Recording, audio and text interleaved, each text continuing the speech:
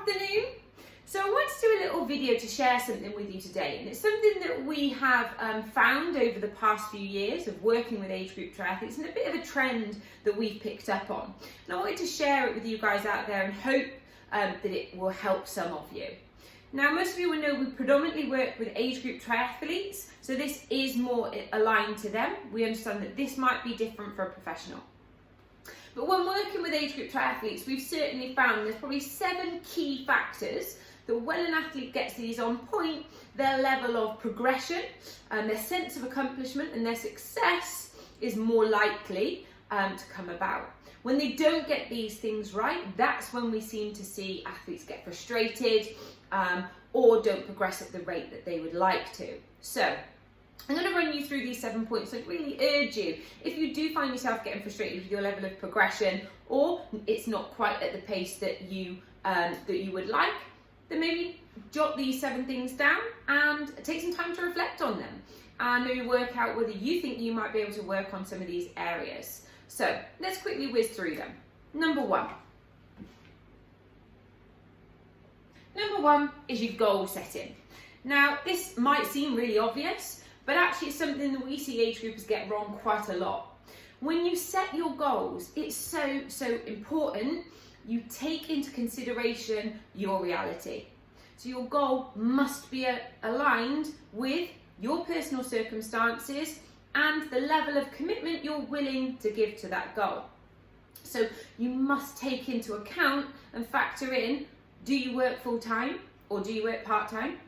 Do you have a partner and children that you need to dedicate, a certain amount of time through the week to? Hopefully you do. Do you have other commitments that you need to take into consideration? You perhaps need to take into consideration your exercise history and how long you've been doing triathlon and what information you have from your exercise history. So you must take all these things into consideration when you set your goal. There's nothing wrong with setting aspirational goals that really do stretch you, but they must be realistic as well. Setting unrealistic goals may only lead to frustration. And if you can't quite get the process right for a particular goal, then you may need to look at realigning the goal. So I'd really urge you to look at your personal circumstances and your goal and make sure they align, as well as what you're willing to give to the goal. Okay, so that's number one. Number two.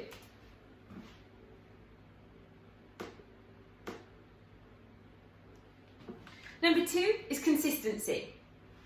So simple, but actually we get it wrong quite a lot, or we see it go wrong quite a lot.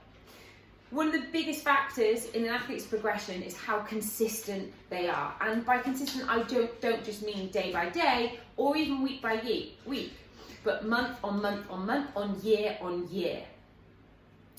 So one of the biggest things that I would advise you to think about with your consistency is how much time off training do you take? How much time out of your usual training routine? Now, there's always going to be situations where we can't train, and perhaps through illness or through circumstances that you really couldn't control. So if we have to take that time off training, really urge you to think about the times when you choose not to train, but you could have. And that's really where I ask my athletes to focus on. So if you don't train when you could have trained, and you don't train when you can't train, all of a sudden the consistency really is broken down. So I really urge you to think about when you can train, find a way to make it happen. And sometimes this is often just about being organised and planning in advance. So really think about that. The only times really you should be resting is when it's absolutely the right decision to do so. So it's an active decision to rest and not do that training session that day for whatever reason. Or you absolutely couldn't have controlled any other circumstance to make it happen. So consistency is a really big one. And like I say, the biggest area for me, for an athlete to focus on, is when they could train but choose not to. If you get that right, when you really can't, it doesn't matter quite so much. So consistency is absolutely key, and arguably much more important than actually what you do in the session. Getting it done is the number one priority. Okay, so that's number two. Number three is your motivator. It's really important. We really try and urge our athletes here at Passion Fit to really think deeply about their why. Why do they want to achieve that goal, and what is their underlying motivator?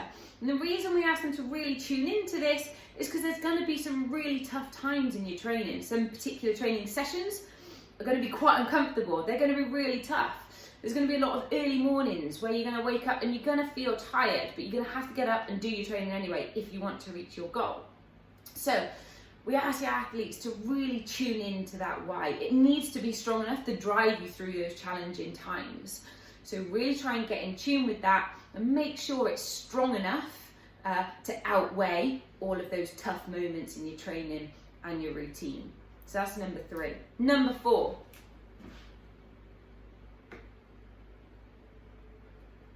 Is longevity, or we could also refer to this one as patience.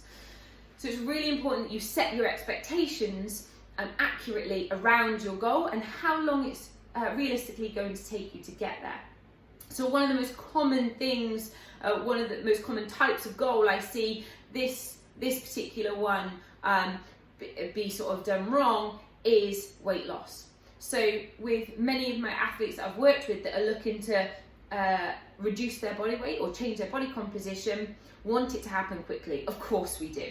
But the reality is it takes time. You need to be patient. It's unlikely that you went from being particularly lean to wherever your body composition is now, or potentially a little bit overweight, overnight. So it's not going to reverse overnight. It's going to take time. So you must set your expectations correctly around this. If you're expecting things to happen quickly and they don't, it is just going to leave you feeling frustrated. So make sure you've really thought that through and talk it through with your coach. Make sure you get a realistic timeline and time frame on your goal. Okay.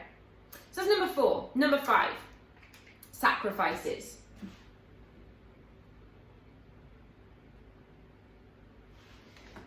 So this is potentially a bit of a controversial subject, but it kind of ties in with your goal and your reality. You must make sure you've thought through, when you've set your goal, therefore, what sacrifices you might have to make to achieve that goal. And if they don't match, one of them needs to be changed. Either your goal needs to be realigned to make sure that the level of sacrifice you're willing to make matches it, or you need to rethink your sacrifices.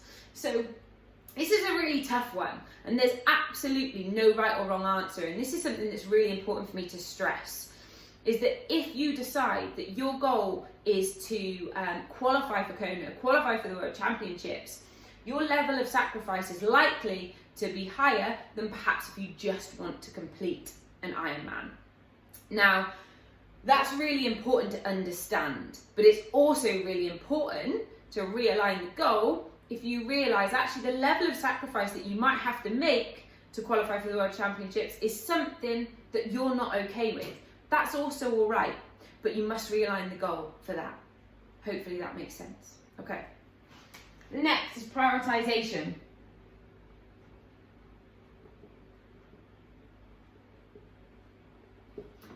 Okay, so this is something again that I guess ties into consistency. If you don't prioritize correctly, then some of these other things can fall out of sync, particularly the consistency. If you don't prioritize your day correctly, your tasks correctly, then training can end up falling by the wayside. And again, that might be all right, but it depends on the goal and if it aligns correctly. So I really urge you to think of a way, and we have done a video on this before, so perhaps I can add that link in and that will help you with this. I really urge you to prioritize your day or find a way of prioritizing your tasks so that the things that are important and urgent are the things that you get done first. And you don't end up spending a lot of your time on tasks that perhaps wouldn't be important or could have been done at a later date without any kind of ill effect of that. So we do have a model for this, the 4Ds, and I'll share that link as well, and that might be able to help you quite a lot.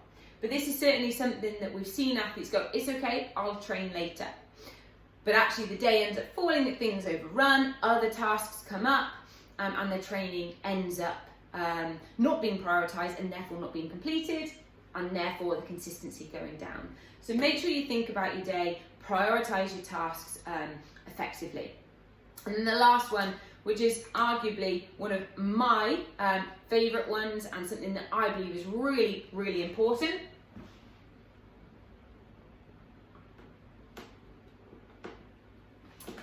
is contracting. Now, it's so important that when you've got a goal, especially if it's an aspirational goal, you must contract with all of those that are involved in that journey. So what we mean by contracting is talk to your family, your friends, your co-workers, your boss, whoever might play a part in helping you make that journey towards your goal a little bit easier, or might support you in that process. So I'd really urge you to contract with your family members and your workplace. Tell them what your goal is, explain to them what it is, and tell them why as well, why you want to get there. Let them be part of that journey with you, because you're much more likely to have their support then. Let them understand why it's really important to you. You're going to need their support. The journey's hard enough as it is, with all of the training and the other sacrifices you need to make. So make sure they understand how important it is to you, and make sure you've got their support. Let them know that if you're thinking about doing a full distance Ironman or qualifying for the World Championships, let them know what you think that journey is likely to look like, how many hours of training it's likely to be, and the fact that it might mean that on weekends you're not going to see that much of them. Let them know this in advance. That is my biggest tip. For lots of age groupers, we get this wrong. We don't involve those important people into that decision, and then we find that they perhaps aren't as supportive as we would like them to be, but actually that might be our fault. We haven't told them, we've just gone out and done it.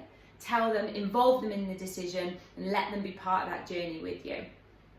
So, those are my 7 biggest tips. If you get these things right, in our experience here with our athletes at Passion Fit, this leads to a much bigger sense of accomplishment and a much faster rate of progression than when you don't have these things on point.